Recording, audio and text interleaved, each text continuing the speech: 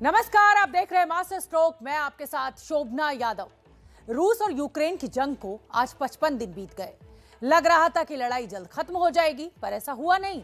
फिलहाल इसके खत्म होने के कोई आसार भी नहीं दिख रहे हैं। लेकिन इसी बीच एक ऐसी खबर आई है जिसने पूरी दुनिया को दहशत में डाल दिया है। खबर यह है कि रूस यूक्रेन पर अपने न्यूक्लियर हथियारों का इस्तेमाल कर सकता है। आसान भाषा में समझें तो रूस यूक्रेन पर एटम बम गिरा सकता है। इसे लेकर डर क्यों है, ये समझने के लिए हमें वक्त में 77 साल पीछे जाना होगा, जब इस धरती ने पहली बार परमाणु बम की ताकत को महसूस किया था। साल 1945 में अमेरिका ने जापान के 2 शहरों पर एटम बम गिराया था। पहला शहर था हिरोशिमा। इस पर अमेरिका ने यूरेनियम आधारित एटम बम गिराया था। तो जापान पर हुए परमाणु हमले में क्या हुआ था वो आपके सामने। जगह हिरोशिमा, कौन सा बम? यूरेनियम आधारित बम का इस्तेमाल अमेरिका के द्वारा किया गया था। बम की ताकत 15 किलो टन का था ये बम, और इसमें क्या कैजुअलिटी हुई थी वो भी समझना बेहद जरूरी है, क्योंकि बेहद ताकतवर ये बम विस्फोट था। इसमें 1,40,000 लोगों की जान गई थी। तो जो पहला हमला हुआ था वो हिरोशिमा में हुआ था, और जो दूसरा हमला हुआ था वो दूसरा शहर था नागासाकी। इस पर अमेरिका ने प्लूटोनियम आधारित एटम बम गिराया था। इस बम की ताकत थी 21 किलो टन, और इस बम हमले में भी 74,000 लोगों की जान गई थी। इस घटना को बीते हुए हालांकि 77 साल हो चुके हैं, और आपको जानकर हैरानी होगी कि अब जो न्यूक्लियर बमों की ताकत है वो 50 किलो टन से लेकर 1000 किलो टन तक की है। यानी जापान पर गिरे बमों की तुलना में आज के एटम बम करीब 50 गुना ज्यादा ताकतवर हैं। तो इससे अंदाजा लगाना ज्यादा मुश्किल नहीं है कि यूक्रेन में अगर रूस ने अपने सबसे छोटे 50 किलो टन के एटम बम को फोड़ा तो कितनी बड़ी तबाही मचेगी। क्या हो सकता है यूक्रेन पर परमाणु हमले के बाद? हमारी इस रिपोर्ट को देखिए और समझिए। जीतने के लिए क्या पुतिन अपने आखिरी हथियार परमाणु बम का इस्तेमाल करने वाले हैं? अमेरिकी खुफिया एजेंसी CIA के डायरेक्टर को यह क्यों कहना पड़ा कि पुतिन एटम बम फोड़ने वाले हैं?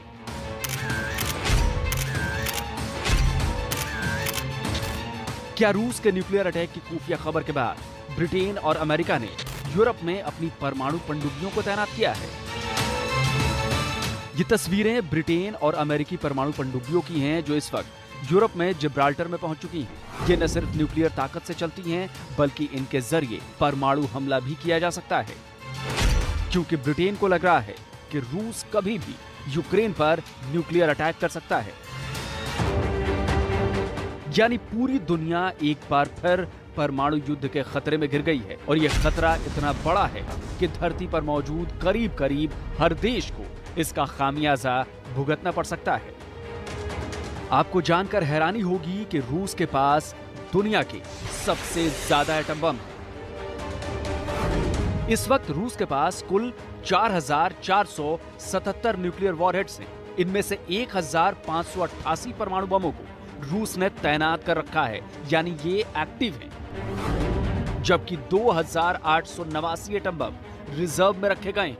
रूसी एटम बमों की ताकत 50 किलो टन से लेकर 1000 किलो टन तक की। रूस के परमाणु हमले के खतरे पर बात इसलिए शुरू हुई है क्योंकि यूक्रेन की सीमा पर रूस का वो जहाज देखा गया है जिसे खास तौर पर एटम बम गिराने के लिए डिजाइन किया गया है। वीडियो में बीच में जो जहाज आपको उड़ता हुआ दिखाई दे रहा है, ये रूसी एयरफोर्स का Tu-95 बॉम्बर है। यूक्रेनी सीमा के पास इसका उड़ान भरना संकेत दे रहा है कि रूस कुछ न कुछ बड़ा धमाका करने वाला है, और यह धमाका परमाणु बम का भी हो सकता है।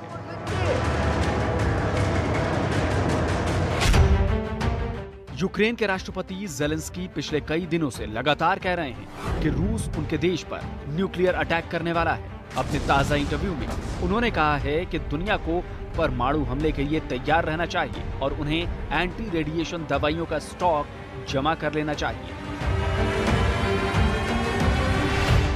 वहीं अमेरिका की तरफ से भी लगातार ये बात कही जा रही है कि यूक्रेन पर न्यूक्लियर अटैक हो सकता है।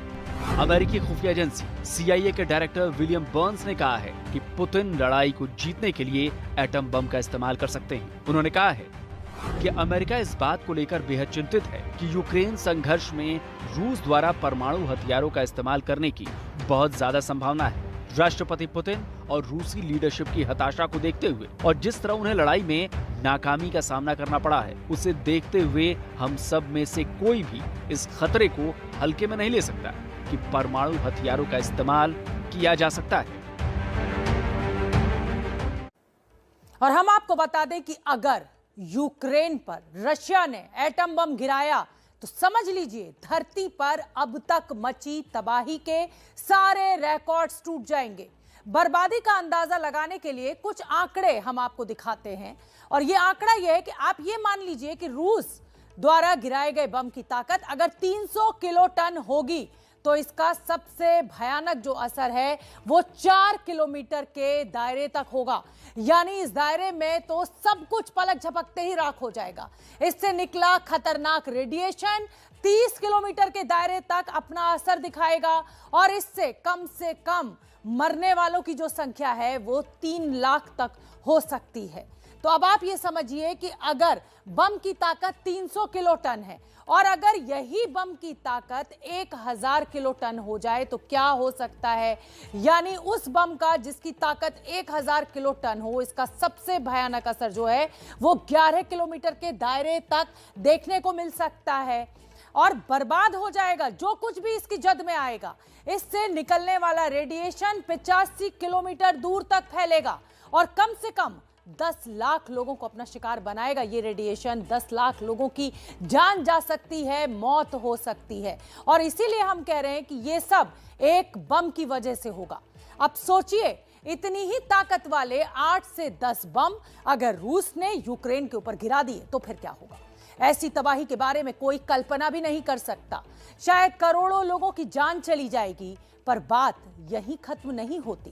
एटम बम का रेडिएशन आने वाले कई दशकों तक फैलता रहेगा, लाखों लोगों को अपना शिकार बनाएगा, गंभीर बीमारियां होंगी, लोग साल दर साल इससे मरते रहेंगे। असर सिर्फ यूक्रेन पर नहीं होगा बल्कि रूस सहित आसपास मौजूद कई देश इस रेडिएशन की चपेट में आएंगे। से तो एटम बम के इस्तेमाल से ही दहशत पैदा हो जाती है, लेकिन अगर वाकई में ऐसा हो गया, वाकई में अगर रूस ने यूक्रेन पर एटम बम दाग दिया तो तबाही मचनी तय है। अगर ऐसा होता है तो समझ लीजिए कि वर्ल्ड वॉर 2 के बाद इतनी बड़ी दुर्घटना शायद पहली बार होगी और न्यूक्लियर बम का इस्तेमाल कोई इतना आसान काम नहीं है और उसका जो फॉल आउट है वो काफी सालों तक रहेगा। उसका पूरे यूरोप को खामियाजा भुगतना पड़ेगा, उसका खामियाजा रूसियों को भुगतना पड़ेगा। तो ये एक बहुत बड़ी खतरनाक चीज हो जाएगी। उम्मीद करते हैं कि ऐसा ना हो। तबाही सिर्फ यूक्रेन में ही नहीं मचेगी। भले ही कम ताकत वाले परमाणु बम का इस्तेमाल रूस करे, लेकिन उसके रेडिएशन से उसका भी बचना मुश्किल है। यूक्रेन से सटे रूसी इलाकों में रेडिएशन के फैलने की संभावनाएं सबसे ज्यादा हैं और उससे भी बड़ा सवाल ये है कि क्या यूक्रेन में एटम बम के गिरने से जो रेडिएशन पैदा होगा वो भारत तक पहुंच सकता है। डायरेक्ट न्यूक्लियर रेडिएशन का इफेक्ट भारत के ऊपर तो नहीं होगा क्योंकि यूक्रेन बहुत दूर है, लेकिन इनडायरेक्ट इफेक्ट जरूर हो सकता है। तो जो वेस्टर्न डिस्टर्बेंस आता है वो कॉकेशियस रीजन से आता है, दैट इज कैस्पियन सी के इलाकों से आता है। और अगर उस इलाके के अंदर न्यूक्लियर रेडिएशन वाले बादल बनते हैं और वो बादल हमारे मुल्क में आकर बारिश करते हैं तो जरूर न्यूक्लियर रेन जैसी संभावनाएं बनती हैं। लेकिन अगर यही चीज सर्दियों में हो तो बिल्कुल इसका खतरा भारत के लिए बहुत गंभीर हो जाता है। यानी कुल मिलाकर दुनिया इस वक्त बेहद नाजुक मोड़ पर खड़ी है। एक चिंगारी इसे बड़े परमाणु युद्ध में बदल सकती है। 77 साल पहले जापान में जो कुछ भी हुआ, जिसे अभी तक भुलाया नहीं जा सका है, उससे कई 100 गुना ज्यादा तबाही इस बार होगी अगर परमाणु युद्ध हो गया। तो ये तो हो गया परमाणु बम का खतरा और हम आपको बता दें कि रूस यूक्रेन की जंग ने लाखों लोगों को शरणार्थी बना दिया है। हजारों की संख्या में दोनों ही तरफ के लोगों की जान जा रही है। शहर के शहर खंडहर बना दिए गए हैं। ये तबाही आगे कितने दिनों तक जारी रहने वाली है कुछ भी कहा नहीं जा सकता। यूक्रेन की बर्बादी का आंखों देखा हाल आप तक पहुंचाने के लिए एबीपी न्यूज की टीम वहां मौजूद है।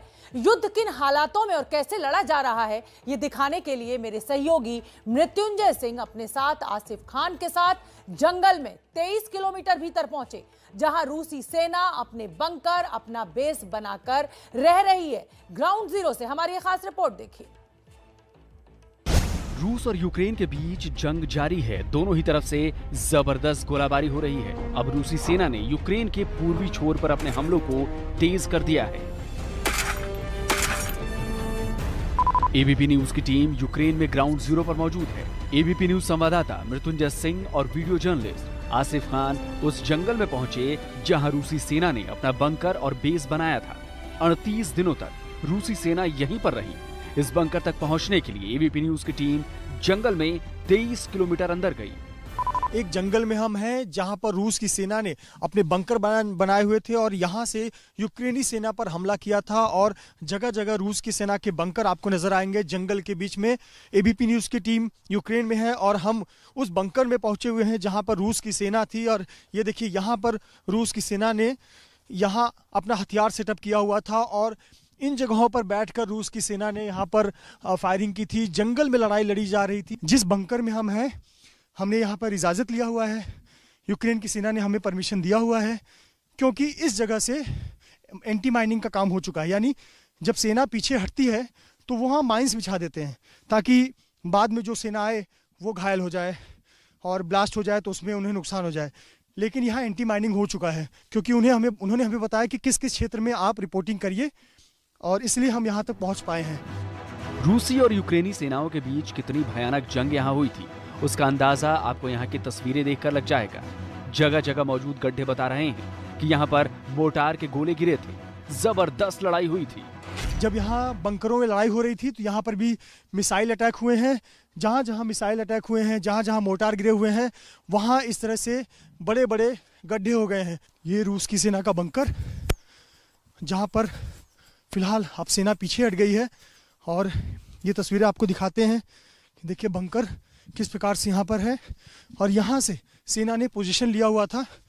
इस जगह से फायरिंग करने का रेंज बनाकर बीच में जंगल के बीच से एक रास्ता गुजरता है। अगर टैंक जाते हैं तो वहाँ निशाना साधा जाता है। और कैमरामैन आसिफ, अगर आप सुरक्षित यहाँ आ सकें तो मैं आपको दिखाऊं कि ये देखिए बंकर के अंदर रहने की जगह। इस जगह पर सेना के लोग यहाँ रहते थे। ये देखिए, यहाँ पर बाकायदा यहाँ पर सपोर्ट है, लकड़ी का जैसे घर होते हैं, मजबूत लकड़ी है। ऊपर प्लास्टिक का चद्दर डाला गया है। लगभग 38 दिनों तक थी और 38 दिनों के बाद रूस की सेना यहाँ से निकली है। तो ये देखिए, और बंकर जो बनाया जाता है उसके ऊपर इस प्रकार से झाड़ियाँ रख दी जाती हैं ताकि लगे कि ये एक जंगल का हिस्सा है। हर तरफ युद्ध की गवाही देते हुए सामान पड़े हुए हैं। सड़कों पर टैंकों के निशान अभी तक मौजूद हैं। हथियारों को रखने वाले बक्से पड़े हुए हैं। कई जगहों पर तो मिसाइलें भी पड़ी हुई मिली। इतने बड़े बड़े यहाँ पर रॉकेट यहाँ पर लॉन्च किए गए, हमले किए गए। ये देखिए, उसके कुछ हिस्से यहाँ पर पड़े हुए हैं। ये इस प्रकार की मिसाइल यहाँ पर लॉन्च किए गए। दोनों सेनाओं के बीच में यहाँ पर जमकर बमबारी हुई, युद्ध हुआ और इसी की वजह से यहाँ पर काफ़ी ज़्यादा नुकसान हुआ। और जंगल से गुजरने वाला जो इलेक्ट्रिसिटी का सप्लाई था, जो कि बड़े शहरों की ओर जाता था, बूचा की तरफ, बोरोदियांका की तरफ, कीव की तरफ, वो सब यहाँ पर नष्ट हो गया। ये देखिए, एक आपको निशान नज़र आएगा, ये टैंकों के और जो मिलिट्री व्हीकल के टायर होते हैं उसके निशान है। तो इससे आप समझिए कि ये जंगल के रास्ते किस प्रकार की लड़ाई लड़ी गई, जंगल के रास्ते कितनी भयावह स्थिति बनी थी। ये देखिए, हमें यहाँ पर क्या देखने को मिल रहा है, ये किसी मिसाइल का हिस्सा जो यहाँ पर गिरा हुआ है।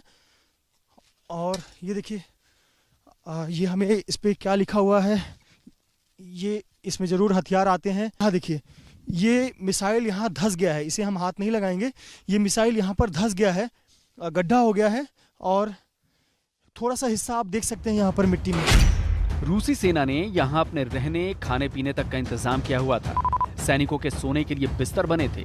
ठंड से बचने के भी सारे इंतजाम रूसी सेना की तरफ से किए गए थे। कि रूस की सेना लगभग 40 दिनों तक थी। 40 दिनों तक रहने के लिए उन्होंने अपनी पूरा इंतजाम किया हुआ था। खाने पीने की चीज़ें हैं यहाँ, जगह जगह देखिए, यहाँ आपको सब कुछ मिलेगा। ये देखिए, ये खाने की चीज़ें, यहाँ जैम है, सब कुछ, पानी का बॉटल है, ये कुछ खाने की चीज़ लग रही है। यहाँ मोमबत्ती भी यहाँ पर है, छोटा सा बर्तन है और ये पूरे खाने पीने के पैकेट्स यहाँ पर फैले हुए हैं। चूल्हा देखिए किस तरह से बनाया गया है। दो लोहे के जो रॉड्स हैं उसके बीच में ये चूल्हा बनाया गया है। यहाँ पर वो खाना बनाते थे। इस प्रकार से यहाँ पर रूस की सेना यहाँ पर थी। आपको ये देखिए बंकर, यहाँ रहने का भी ठिकाना है। इस प्रकार से इन्होंने यह बंकर बनाया था कि आसानी से रह सके। जरा कैमरामैन आसिफ थोड़ा सा कैमरा नीचे करके दिखाएं। यहाँ कंबल भी है, गद्दे भी हैं। इस ठंड में यहाँ पर रूस की सेना तैनात थी और उन्होंने अपनी पूरी व्यवस्था कर रखी थी। एबीपी न्यूज ने पूरे इलाके की पड़ताल की। जमीन पर पड़ी गोलियां दिख रही थी। रूसी सैनिकों के जूते, कपड़े और जैकेट भी यहाँ दिखे, जो शायद छोड़कर चले गए होंगे या फिर ये उन सैनिकों की होगी जिन्होंने अपनी जान गंवा दी होगी। कोई एक दिलचस्प तस्वीर दिखाते हैं। देखिए हमले में गोलीबारी भी हुई थी। एक गोली देखिए यहाँ लगी हुई है। इस गोली को देखिए, लकड़ी का ये गत्ता है, टुकड़ा है और उसमें ये गोली आकर धसी हुई है और उस पर कुछ संदेश लिखा हुआ है। ये हमें भाषा समझ में नहीं आती। ये मुझे लगता है यूक्रेन की सेना का बुलेट होगा, क्योंकि यहाँ देखिए यूक्रेन का एक साइन, जो इनका राष्ट्रीय चिन्ह है, उसका साइन है और कुछ मैसेज लिखा हुआ है।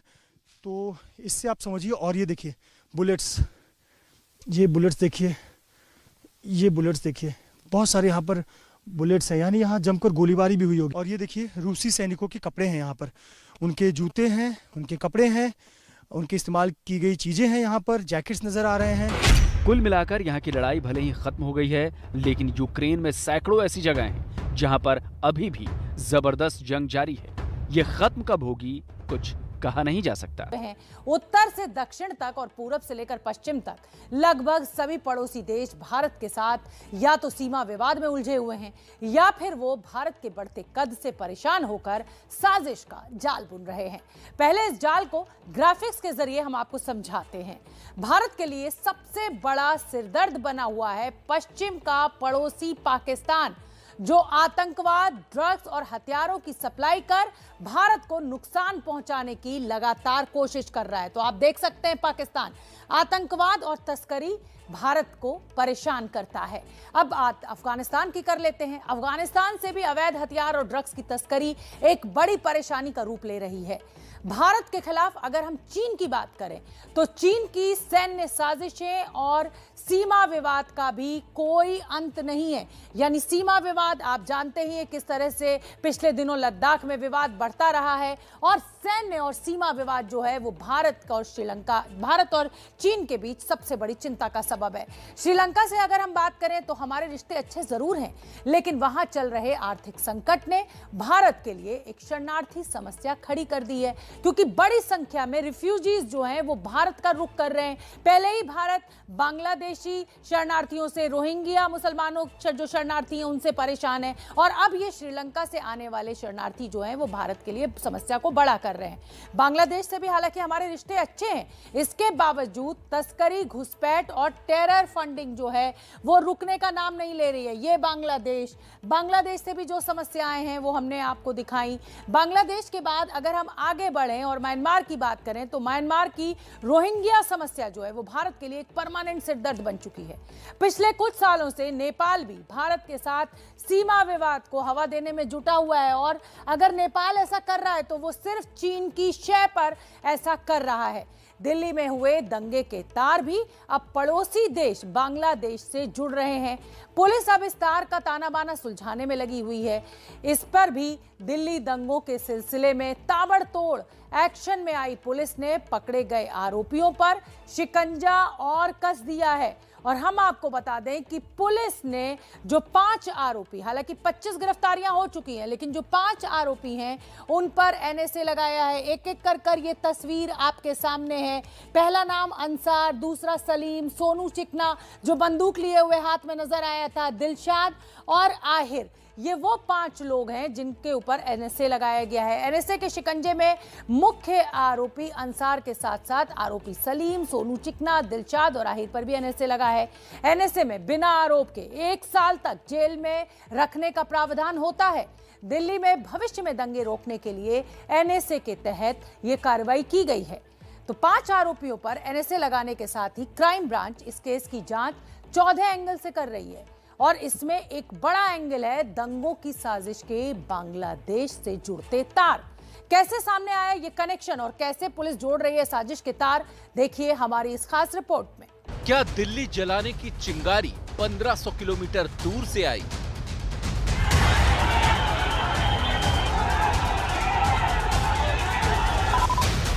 क्या दिल्ली हिंसा का ब्लूप्रिंट विदेशी था?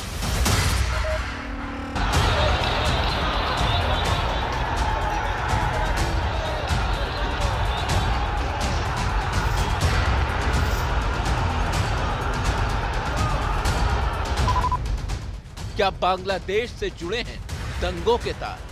बंगला में नारे लगने की बात आई थी। तो ये टोटल बांग्लादेशी मुसलमान है। ये एक योजना के तहत काम हुआ है जो शांतिपूर्वक यात्रा को मतलब कोई बहुत बड़ी साजिश इसमें हमें लगती है। बात आ रही है बांग्लादेश में दुकान पर गाड़ियां भी जलाई हैं, दंगा फसाद भी किया है। ऐसे ही कुछ चश्मदीदों के बयान ने दिल्ली दंगे के तार को बांग्लादेश से जोड़ दिया।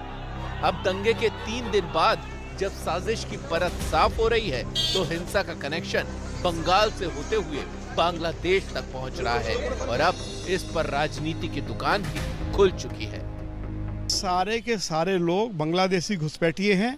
इन्हीं लोगों ने पुलिस के ऊपर गोली चलाई है, तलवार से हमला किया है। इन्हीं लोगों ने राम भक्तों के ऊपर हमला किया है।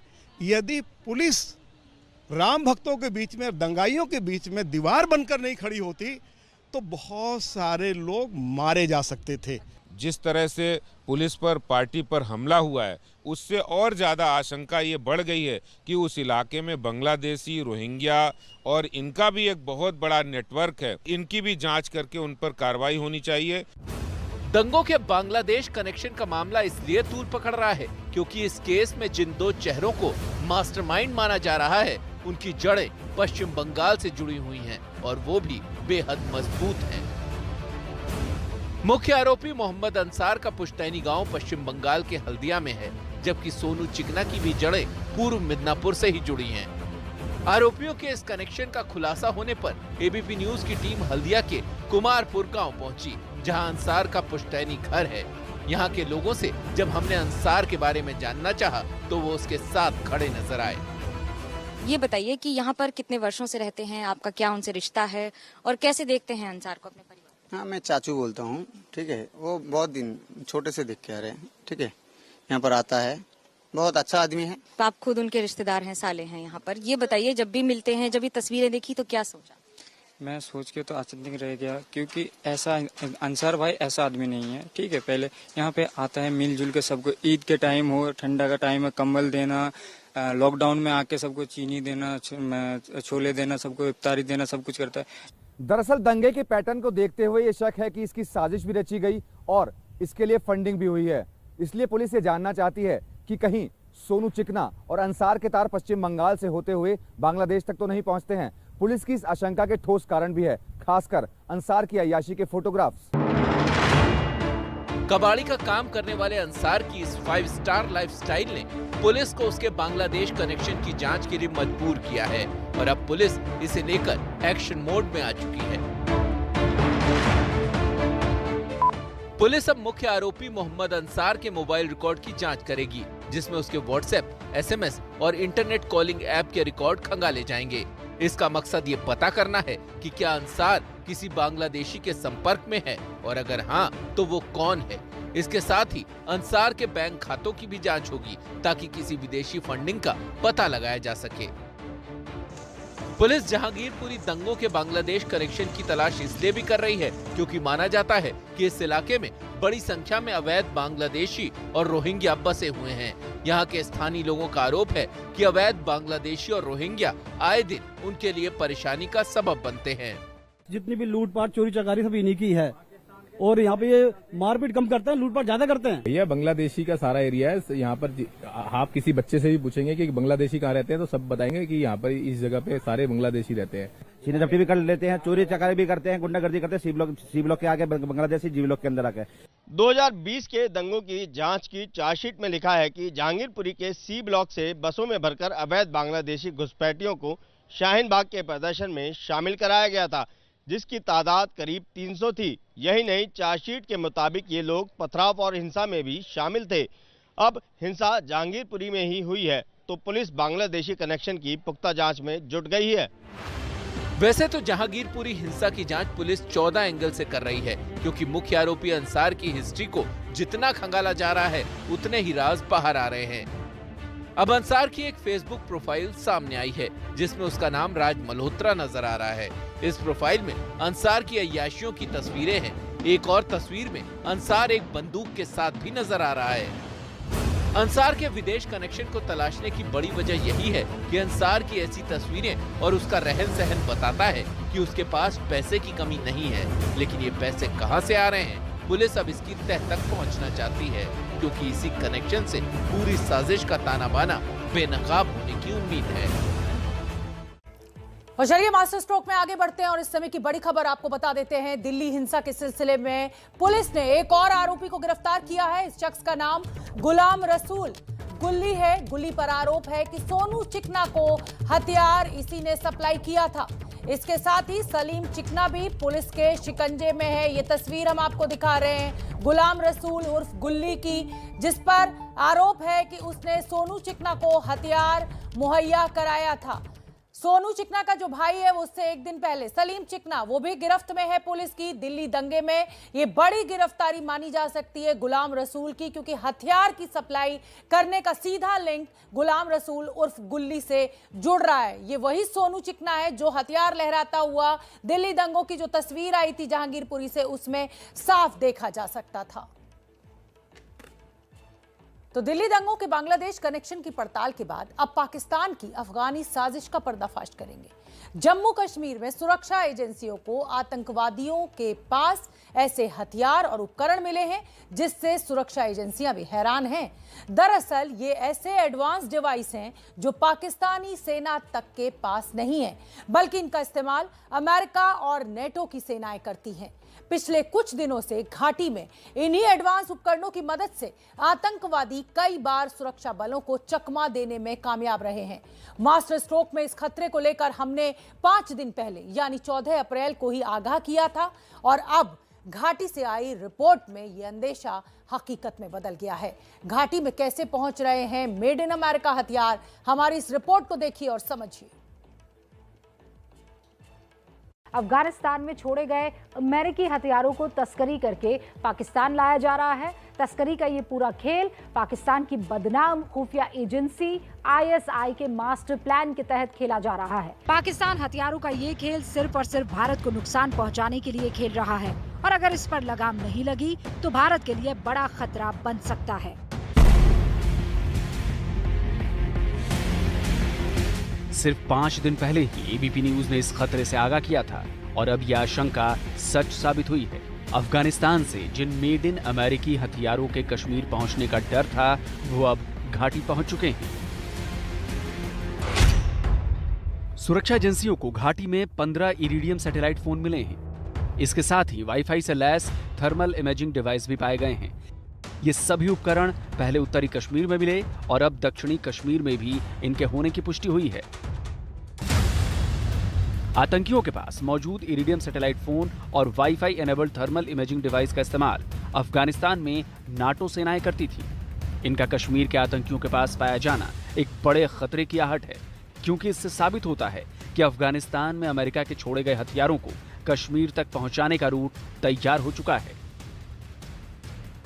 पाकिस्तान का एक ये मंसूबा के वो JNK में टेररिज्म को बढ़ावा दे, वो एक तरीके से स्लो हो गया है। इसके लिए अब वो क्या करेगा कि ये जो हाईटेक वेपन हैं इनके द्वारा सेंसेशनल स्ट्राइक करेगा।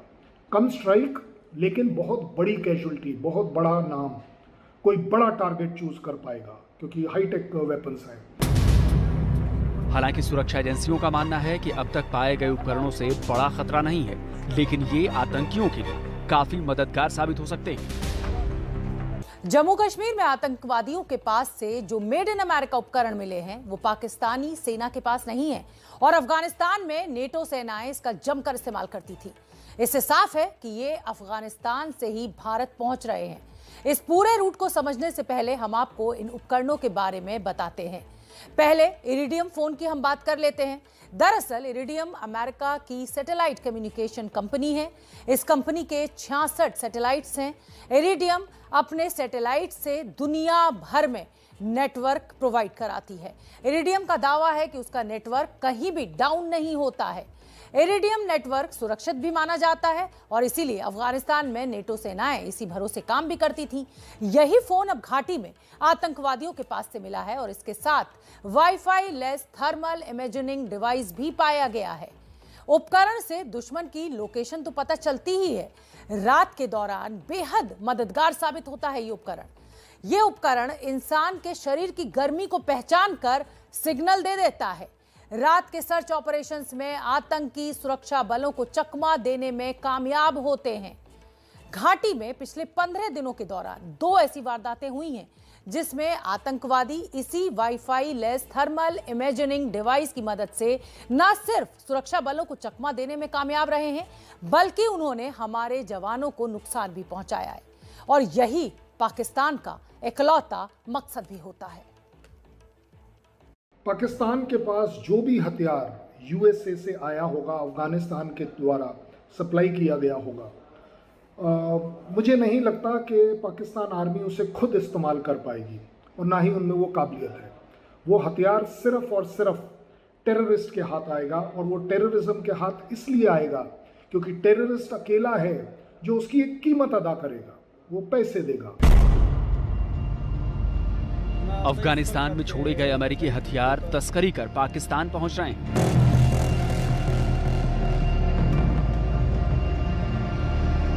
ये सनसनीखेज खुलासा कनाडा की एक मशहूर एजेंसी ने किया है। कनाडा के international forum for right and security के मुताबिक अमेरिका के अफगानिस्तान छोड़ने के बाद बड़ी संख्या में नए हथियार डीलर्स तैयार हुए हैं जिनका सीधा कनेक्शन तालिबान से है। ये डीलर्स तालिबान से अमेरिका के छोड़े गए हथियार खरीदते हैं, फिर यही डीलर हथियार को पाक अफगान बॉर्डर पहुंचाते हैं। बॉर्डर पर यह हथियार तस्करी कर पाकिस्तान ले जाया जाता है और बॉर्डर पार कराने का काम आईएसआई कर रही है। आईएसआई हथियारों और उपकरणों को घाटी पहुंचा रही है। जेएनके में स्पेशली फोर्सेस को सुपर हाई अलर्ट पर रहना चाहिए। इंटेलिजेंस एजेंसीज को पूरी तरह से चौकन्ना रहना चाहिए इस खबर को निकालने का कि ये हथियार किन के पास आ रहे हैं, क्योंकि ये हथियार एयरपोर्ट, हेलीकॉप्टर्स, कोई वाइटल इंस्टॉलेशन के अगेंस्ट अनफॉर्चुनेटली टेररिस्ट का बहुत बड़ा साथ दे सकते हैं, बहुत बड़ी घटना हो सकती है। अफगानिस्तान से पाकिस्तान में हथियारों के भेजने के 4 बड़े पॉइंट हैं, जिसमें पहला है पाकिस्तान के खैबर पख्तूनख्वा से जुड़ा तुरखम बॉर्डर, दूसरा है बलूचिस्तान का चमन बॉर्डर, तीसरा है उत्तरी वजीरिस्तान का गुलाम खान बॉर्डर और चौथा बजौर का नवा पास। इन्हीं बॉर्डर से ज्यादातर हथियार पाकिस्तान पहुंच रहे हैं। हालांकि अभी तक जितने उपकरण मिले हैं उन्हें हमारी एजेंसियां जैमर के जरिए नाकाम कर सकती है, लेकिन अगर अफगानिस्तान से हथियारों की खेप का रूट वक्त रहते बंद ना हुआ तो बड़ा खतरा बन सकता है।